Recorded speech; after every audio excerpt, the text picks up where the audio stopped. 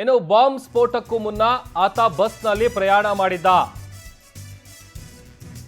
Rameswaram ಕೆಫೆಗೆ Volvo ಬಸ್ನಲ್ಲಿ ಆತ ಬಂದಿದ್ದ, ಪ್ರಯಾಣ ಮಾಡಿದ್ದ. ಮಾರ್ಚ್ 1ರಂದು ಬೆಳಗ್ಗೆ 11:43ಕ್ಕೆ ಆತ ಬಸ್ನಲ್ಲಿ ಟ್ರಾವೆಲ್ ಮಾಡಿದ್ದಾನೆ.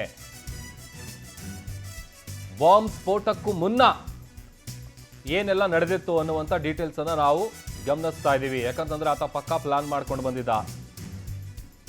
ಎಲ್ಲೂ ಕೂಡ ನಾನು CCTVಲಿ ಕಾಣಿಸ್ಕೊಳ್ಬಾರ್ದು, ಸೊ ಹಾಗಾಗಿ ಕ್ಯಾಪ್ ಹಾಕಿದ, ಮಾಸ್ಕ್ ಹಾಕಿದ, ಜೊತೆಗೆ ಕನ್ನಡಕ ಕೂಡ ಆತ ಹಾಕಿದ.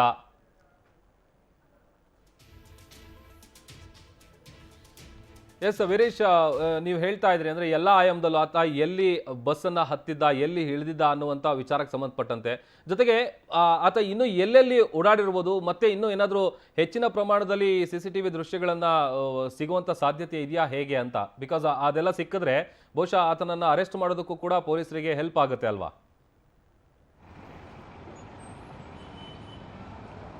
ಖಂಡಿತ ಪ್ರಭು, ಈಗಾಗಲೇ ಪ್ರಮುಖವಾಗಿ ಗಮನಿಸಬೇಕಾಗಿದ್ದು ಇತ್ತೀಚಿಗೆ ದಿನಗಳಲ್ಲಿ ಅಂದರೆ ಈ ಕಳೆದ ಒಂದು ವಾರದಿಂದ ಏನು CCTVಗಳನ್ನು ಈಗಾಗಲೇ ಪೊಲೀಸರು ಕೂಡ ಮತ್ತು NI ಅಧಿಕಾರಿಗಳು ಕೂಡ ಏನು ಸೇರಿದಂತೆ CCP ಅಧಿಕಾರಿಗಳು ಕೂಡ ಈಗಾಗಲೇ ಅಂದರೆ ಕೆಲವೊಂದಿಷ್ಟು CCTVಗಳು ಅಂದರೆ ಪ್ರಮುಖವಾಗಿ ಆತ ಓಡಾಡಿರುವಂಥ ಸ್ಥಳಗಳಲ್ಲಿ ಮತ್ತು ಆತ BMTC ಒಂದು ಬಸ್ ಸ್ಟಾಪ್ನಲ್ಲಿ ಕೂಡ ಆತ ಒಂದು ಬ್ಯಾಗ್ ಇಟ್ಟಿರುವಂಥದ್ದಾಗಿರ್ಬೋದು ಮತ್ತು ಪ್ರತಿಯೊಂದಿಗೂ CCTVಗಳನ್ನು ಪರಿಶೀಲನೆ ಮಾಡ್ತಾ ಇದ್ದಾರೆ. ಆದರೆ ಪ್ರಮುಖವಾಗಿ ಈ BMTC ಬಸ್ಸಲ್ಲಿ ಆತ ಹೋಗಿರುವಂಥದ್ದು ವಿಶೇಷ ಅಂತಲೇ ಹೇಳ್ಬೋದು. ಯಾಕಂದರೆ BMTC ಓಲೋ ಬಸ್ಸಲ್ಲಿ ಆತ ಹೋಗಿ ಮತ್ತೆ ಸೀಟಲ್ಲಿ ಕೂತು ವಾಪಸ್ ಬಂದು ಟಿಕೆಟ್ ಕೊಡೋ ಅಂತ ಟಿಕೆಟ್ ಕಂಡಕ್ಟರ್ ಬಳಿ ಏನು ಟಿಕೆಟ್ ಕೊಡಲಿಕ್ಕೆ ಬರ್ತಾನೆ.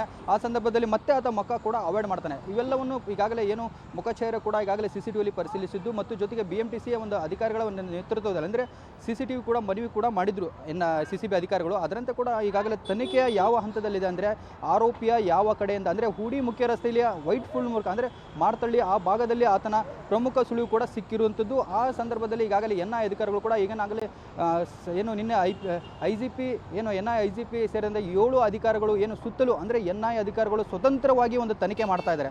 ಅದರಲ್ಲಿ ಪ್ರಮುಖವಾಗಿ ವೈಟ್ ಫೀಲ್ಡ್ ಹೂಡಿ ಮುಖ್ಯ ರಸ್ತೆಯಲ್ಲಿ ಆತನ ಓಡಾಟ ಜಾಸ್ತಿ ಇರೋದ್ರಿಂದ ಅಲ್ಲಿ ಹೆಚ್ಚಿನ ತನಿಖೆ ನಡೆಸ್ತಾ ಇದ್ದಾರೆ. ಆರೋಪಿಯ ಸುಳಿವು ಸಿಗುವಂಥ ಚಾನ್ಸ್ ತುಂಬ ಇದೆ ಅಂತಲೇ ಹೇಳ್ಬೋದು ಪ್ರಭು. ಥ್ಯಾಂಕ್ ಯು ವೀರೇಶ್, ನಿಮ್ಮೆಲ್ಲ ಡೀಟೇಲ್ಸ್ಗಾಗಿ.